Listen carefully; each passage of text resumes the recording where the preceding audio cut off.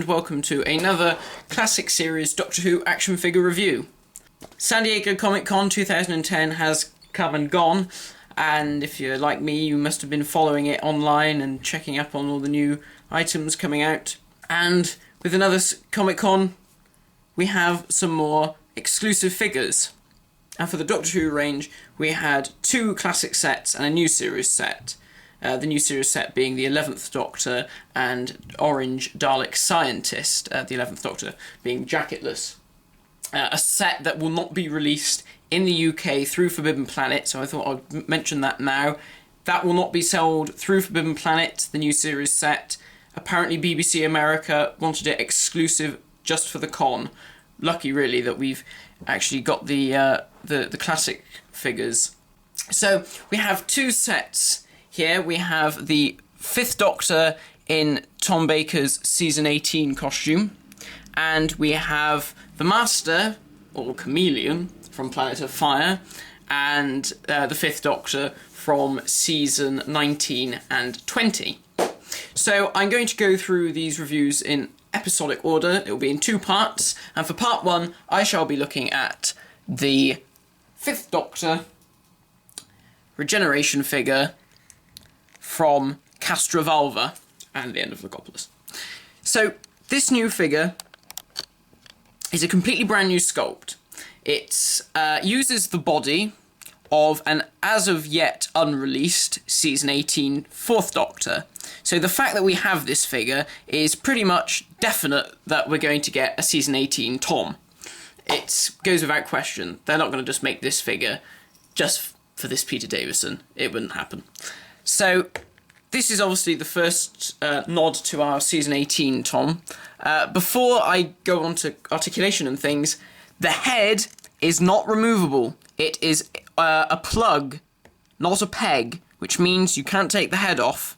Crafty, really, because no doubt they knew that people would buy this and think, well, there's no point getting the Season 18 Tom when that comes out. I'll just do that. So, I mean, if you boiled and popped this head off, you would be able to put the 4th Doctor head on it, but you'd have to construct a plug to fit into the head, so there's a lot of messing about.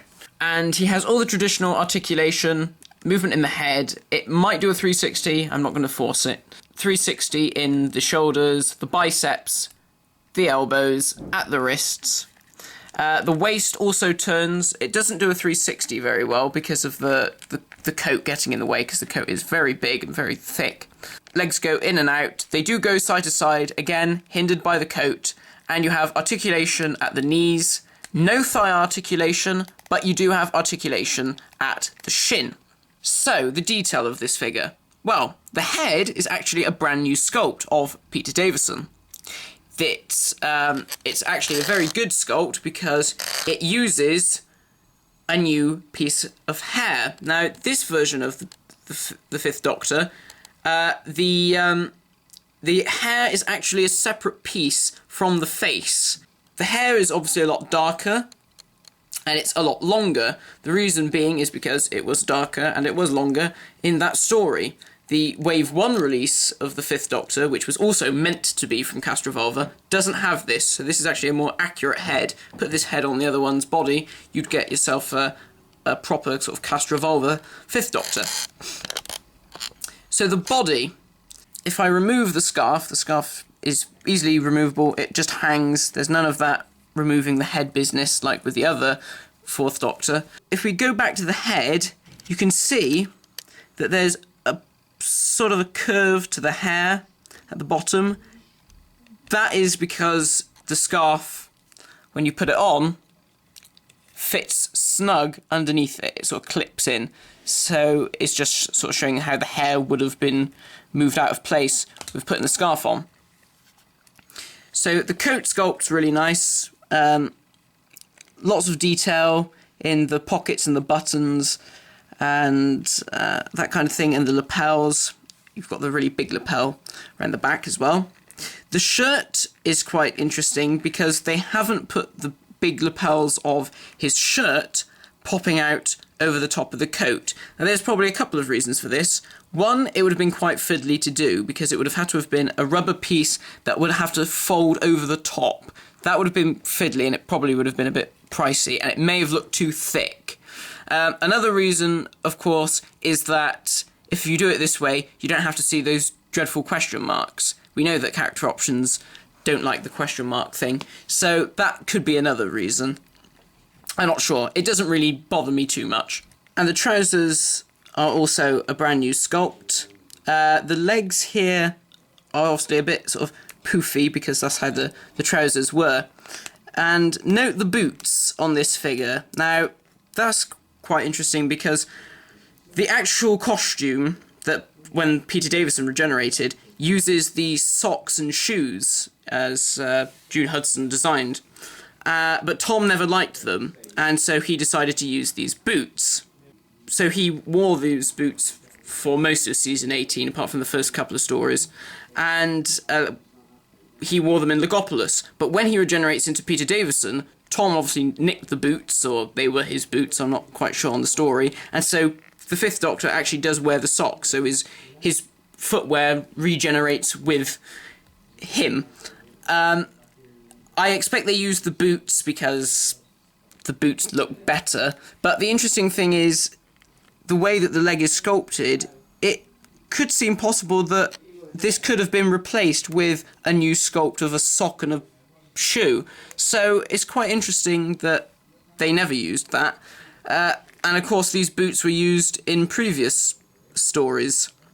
So again, that is another indication that perhaps maybe that'll be used on later Fourth Doctor figures, or earlier versions. So if we take a look at this scarf, again it's got the detailing of the garter stitch on it. Not sure if you can see that there. Yeah, there we go. And the tassels and everything.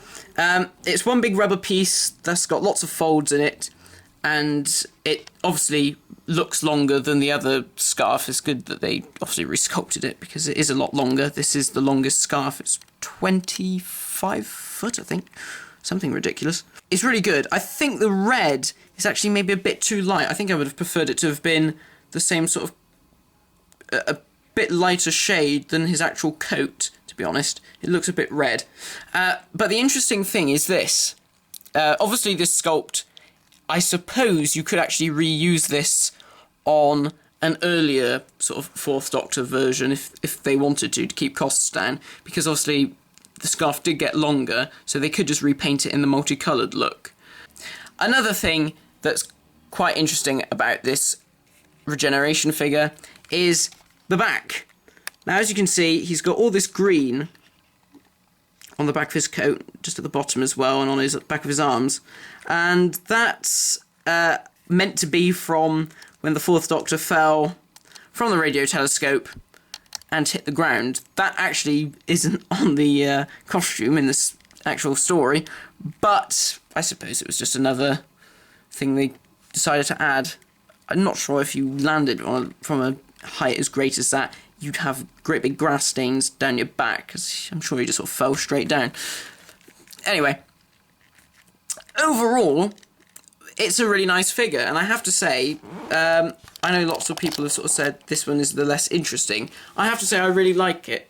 So overall, for £15, it's a nice figure, a nice exclusive for Comic-Con.